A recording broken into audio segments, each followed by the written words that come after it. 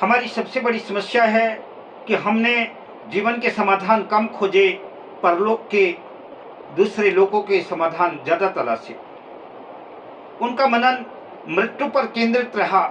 हमारी सबसे बड़ी दुविधा यह है कि हमने जीवन के समाधान कम खोजे, परलोक के और मृत्यु के समाधान ज़्यादा खोजे।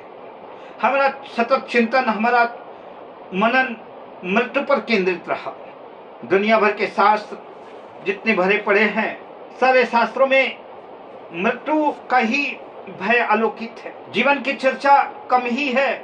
कोई नरक के नक्शे बना रहा है, कोई स्वर्ग के नक्शे बना रहा है, तो कोई परलोक या आकाश या कोई पाताल के नक्शे बना रहा है। जीवन के नक्शे और नक्शे कदम पर चलने वाले कितने हैं। जीवन का सत्य तो यह है कि जिसने जीवन का शास्त्र नहीं पढ़ा, वो भला मृत्यु के शास्त्र को कैसे पढ़ पाएगा। जो जीवन को ही नहीं जान पाया, वो मृत्यु को भला कैसे जानेगा। जो जीवन को समझ नहीं सका, जीवन का चिंतन कर नहीं सका, वो मृत्यु के बारे में कैसे समझ सकता है, मृत्यु का ज्ञाता कैसे बन सकता है। यह सर्वथा असंभव है, यह संभव ही नहीं है।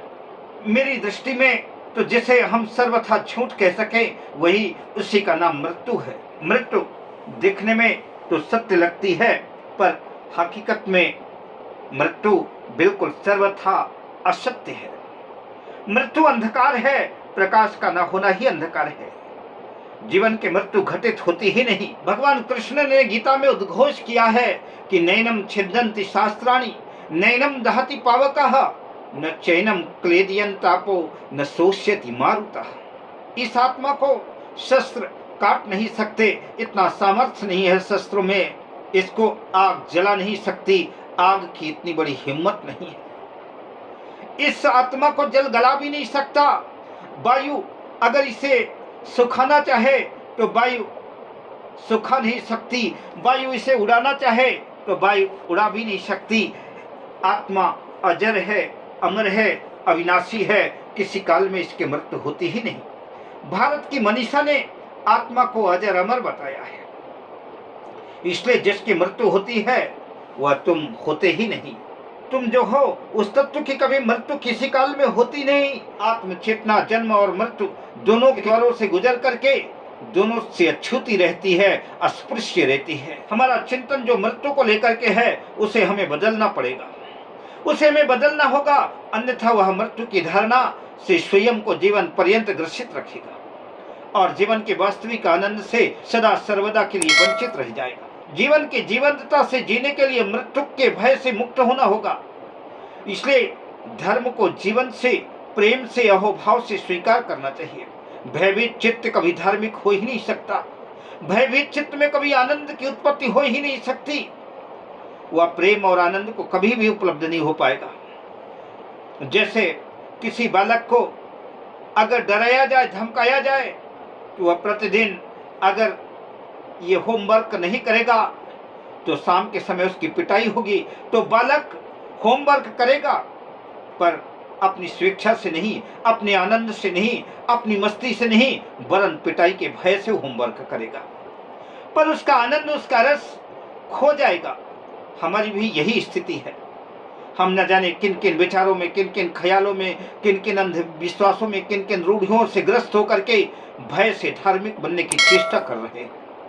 यह अलग बात है कि हम सच्चे धार्मिक हो ही नहीं पाते, सिर्फ धार्मिक होने का आडंबर मात्र करते हैं, सिर्फ धार्मिक होने का दिखावा भर ही कर पाते हैं। आपने देखा है कि जो धर्म रूढ़ रस्मों में फंसे रहते हैं, उसमें वह सौम्यता कहाँ छलकती है जिसे हम आनंद से प्रमोद भाव कह सकें। वो सिर्फ कर्मकांडों में ही तल्लीन रहते हैं, क्योंकि भीतर एक गहन भय भरा हुआ है। वे चोरी इसलिए नहीं करते क्योंकि यह मानवीय है, बल्कि इसलिए चोरी नहीं करते कि दूसरे का भय है या कि नरक जाने का भय हो सकता है। भय के कारण चोरी नहीं करते। हमारे धर्माचरण के साथ साथ भय या प्रलोभन भी जुड़े हुए हैं। ईमानदारी से देखो, तुम पाओगे कि तुम्हारे सारे धार्मिक कृत्य तो भय या प्रलोभन से ही जुड़े हुए हैं।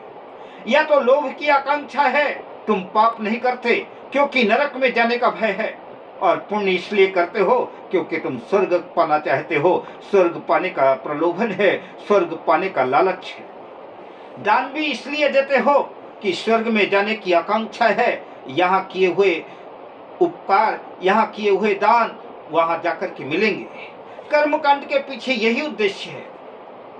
मनुष्य जीवन भर स्वर्ग और नरक की मीमांसा में लगा रहता है और जीवन के आध्यात्मिक तरंग से, अंतरंग से वंचित रह जाता है। धर्म का संबंध तो जीवन के साथ होना चाहिए। जो आत्मा का स्वभाव है वही धर्म है, और चेतना का स्वभाव कभी उससे अलग नहीं होता। अगर आप उबलते हुए पानी को अग्नि में डालोगे तो क्या आग जलती रहेगी? नहीं, क्योंकि पानी का स्वभाव शीतल है। भले ही पानी उबल रहा है, भले ही पानी खौल रहा है, फिर भी वह जलती हुई आग को बुझाएगा ही। और अग्नि का स्वभाव उष्णता है, अग्नि का स्वभाव दाहकता है। वह पानी को भी भाप बना करके उड़ा देगी। जलती हुई लकड़ी चाहे गीली भी हो तब भी हाथ को जलाएगी ही। जैसे पानी का स्वभाव शीतल है, वैसे ही अग्नि का स्वभाव दाहक है। ठीक वैसे ही स्वर्गीय आनंद, मुक्ति के आनंद आत्मा का स्वभाव। लेकिन हम अंधकार में जी रहे होते हैं, प्रकाश उपलब्ध करने की कोशिश नहीं कर रहे हैं और अंधकार के दर्शन को ही प्रकाश की पहल मान रहे हैं। कल्पना कीजिए कि एक अंधेरे कमरे में रात भर लकड़ी से हम अंधकार को पीटते रहें, मारते रहें, तो अंधकार तिल मात्र भी दूर नहीं हो पाएगा। लकड़ी टूट जाएगी, शरीर थक जाएगा, अंधकार वैसा का ही वैसा कायम रहेगा। इस अंधेरे को दूर करने के लिए न मन में नरक का भय मन में लाओ, न स्वर्ग का प्रलोभन जीवन में लाओ, बस आत्म ज्योति को प्रकाशित करो।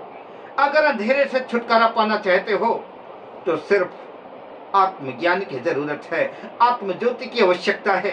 लकड़ी से पीटने से कुछ नहीं होगा। प्रकाश का अभाव ही अंधकार है, ज्ञान का अभाव ही अंधकार है।